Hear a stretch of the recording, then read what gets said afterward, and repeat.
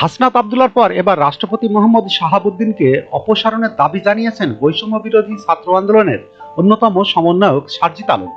বৃহস্পতিবার ৩ অক্টোবর রাত ৯টায় এক ফেসবুক পোস্টে তিনি এই দাবি জানান।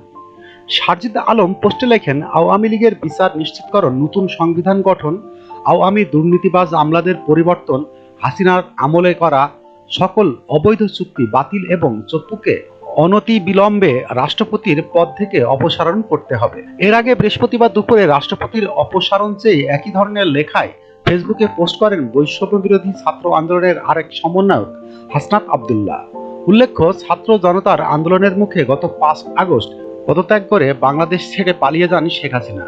এরপর ৮ আগস্ট ডক্টর ইউনূসের নেতৃত্বে গঠিত হয় অন্তর্বর্তীকালীন সরকার। এই সরকারকে শপথ বাক্য পাঠ করান রাষ্ট্রপতি মোহাম্মদ শাহাবুদ্দিন।